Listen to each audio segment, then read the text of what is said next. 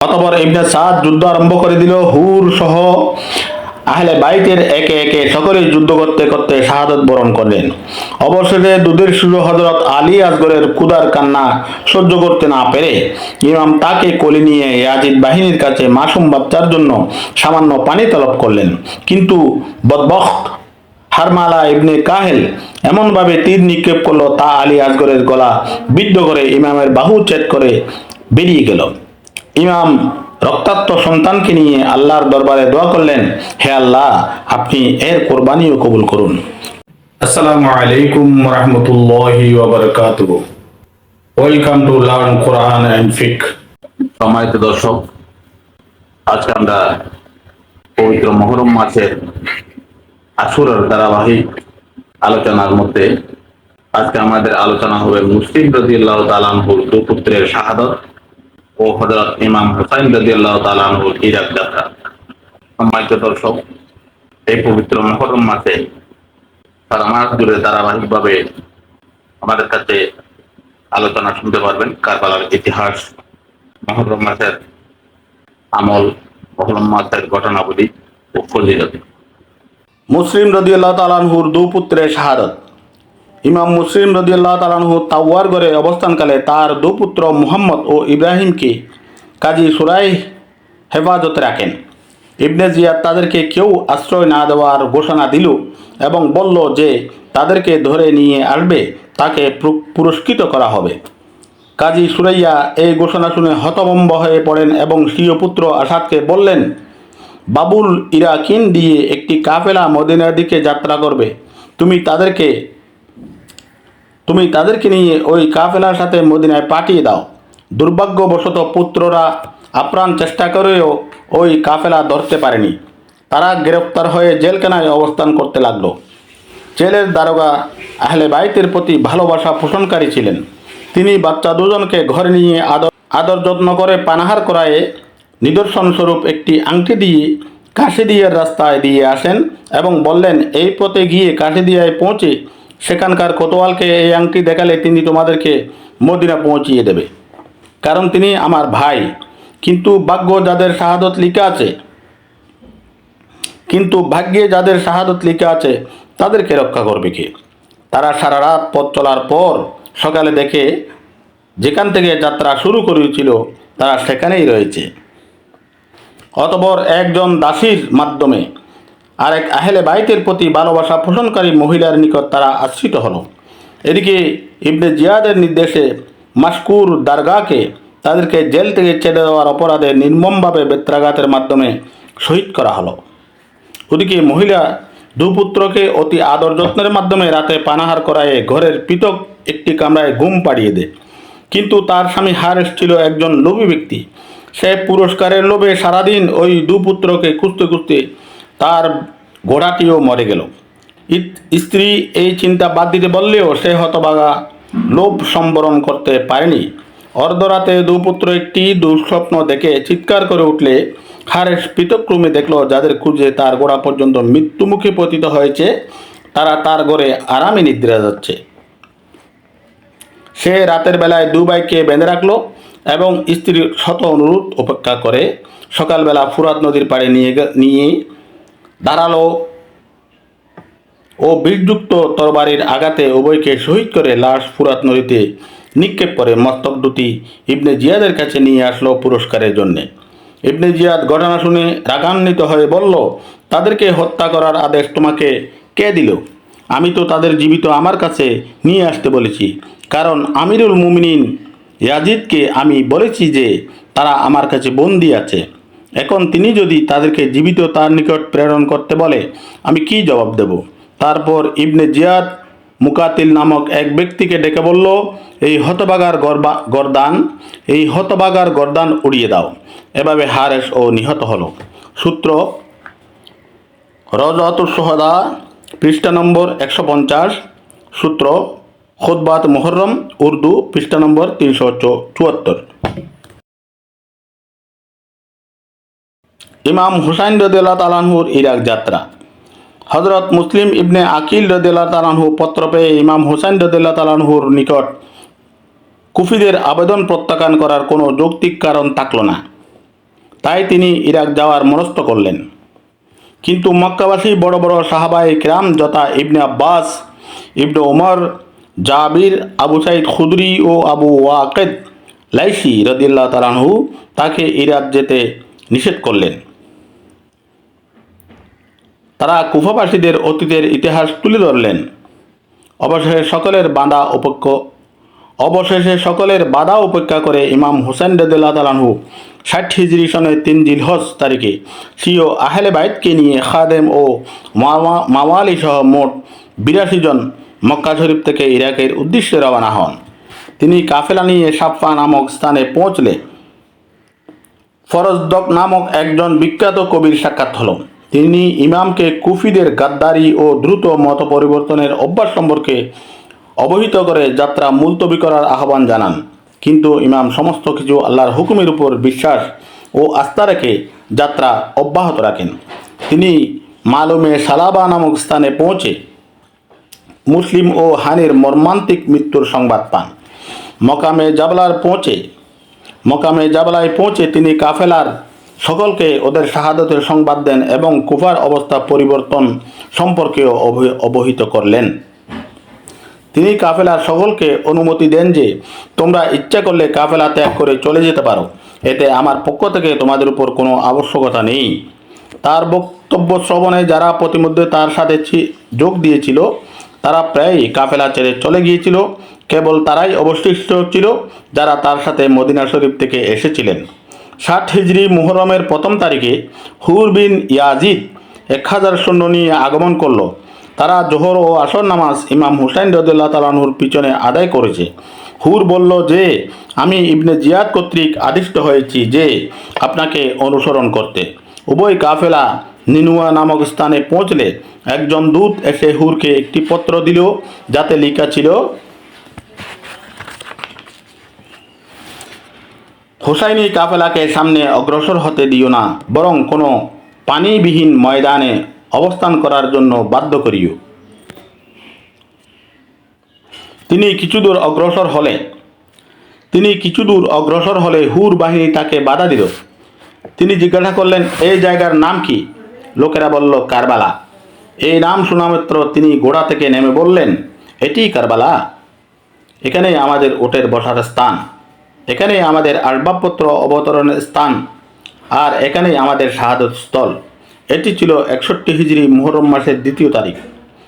হুসাইনি কাফেলাকে কারবালায় অবরোধ করে রাখার সংবাদ ইবনে জিয়াদের নিকট পৌঁছলে সে ইবনে সাদকে 4000 সৈন্য নিয়ে হুসাইনের বিরুদ্ধে প্রেরণের সিদ্ধান্ত নেয়। কিন্তু ইবনে সাদ প্রথমে হুসাইনের বিরুদ্ধে মোকাবেলা করার অপারগতা প্রকাশ করলে তাকে সেনাপতির দায়িত্ব থেকে পদচ্যুত করা হুমকি দেয়। একদিন পর ইবনে সাদ হুকমতের লোভে হুসাইনের বিরুদ্ধে মোকাবেলার জন্য সম্মতি প্রকাশ করলেন। ইরানে যাওয়ার জন্য প্রস্তুতকৃত 4000 সৈন্য নিয়ে ইবনে সাদ 3রা মুহররম কারবালা পৌঁছেন। ইবনে সাদ ইমামের আগমনের উদ্দেশ্য বর্ণনা করে ইবনে জিয়াদের কাছে পত্র লিখেন। কিন্তু ইবনে জিয়াদ উত্তরে বলল, হুসাইনকে বলো প্রথমে ইয়াজিদের বায়াত গ্রহণ করতে। যদি বায়াত গ্রহণ করে তবে যা আমরা ভালো মনে করব তা করব। ইমাম হুসাইন রাদিয়াল্লাহু তাআলা আনহু ইবনে সাদের নিকট প্রস্তাব পাঠালেন যে আজ রাত আমি তোমার সাথে আলাপ করতে চাই।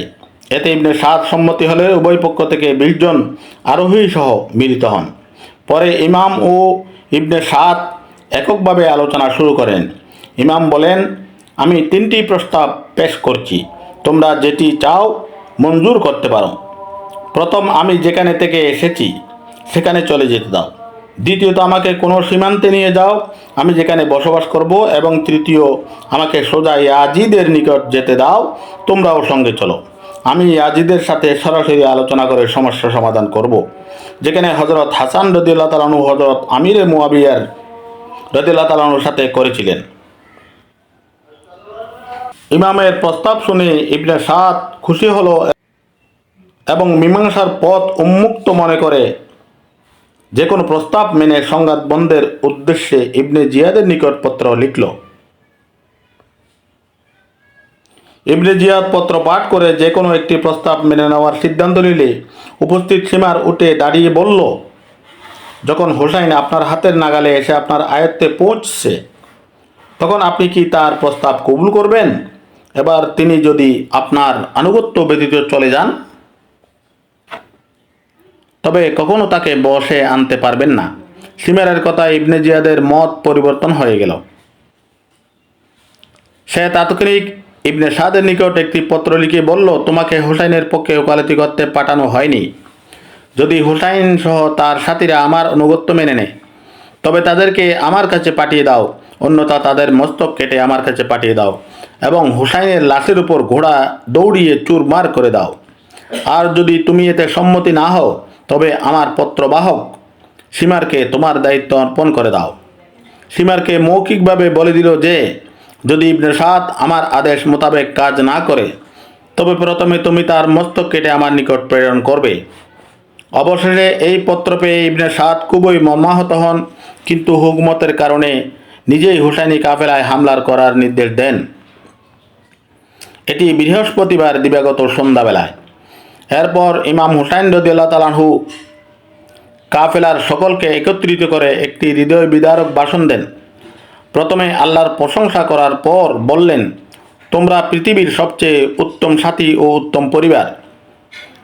আল্লাহ আমার পক্ষ থেকে তোমাদের সকলকে উত্তম প্রতিদান দান করুন। আমি নিশ্চিত যে এই দুশমনের হাতে আগামীকাল আমাদেরও শাহাদত হবে।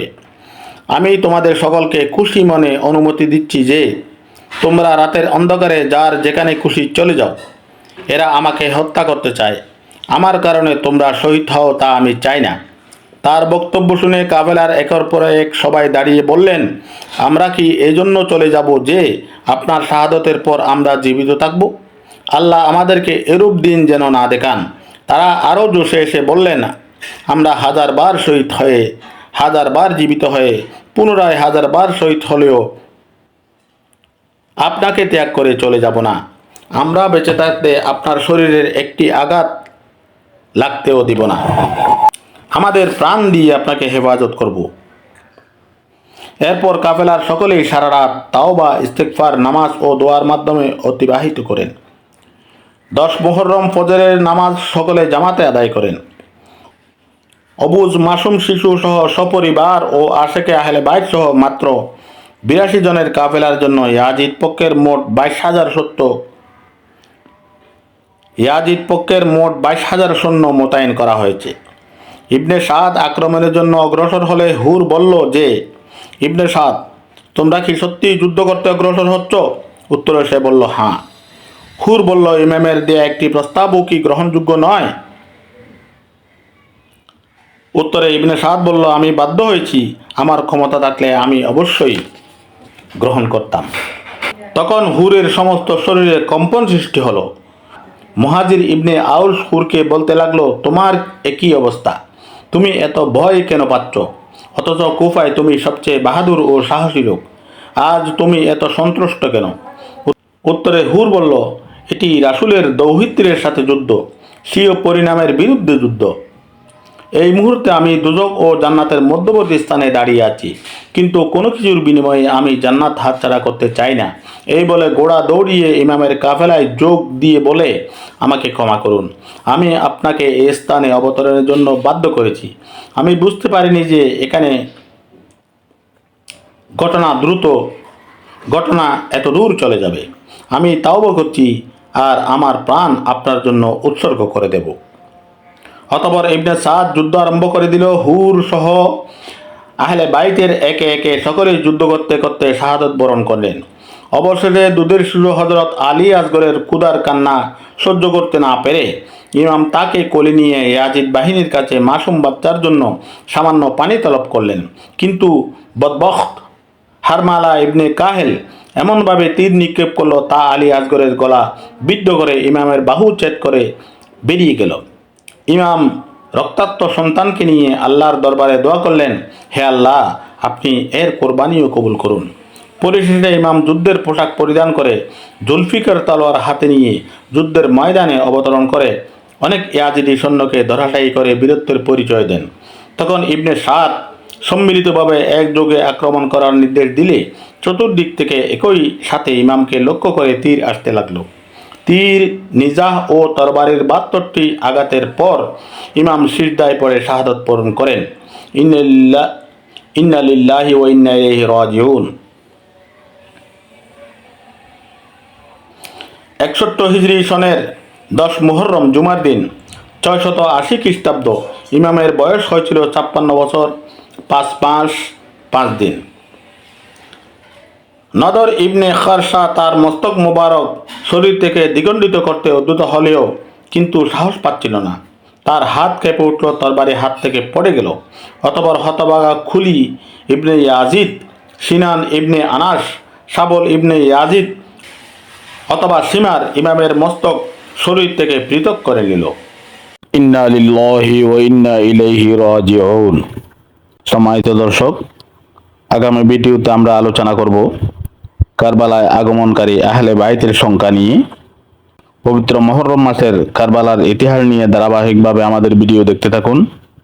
ওয়া আখিরু দাওয়ানা আলহামদুলিল্লাহি রাব্বিল আলামিন। আসসালামু আলাইকুম ওয়া রাহমাতুল্লাহি ওয়া বারাকাতুহু।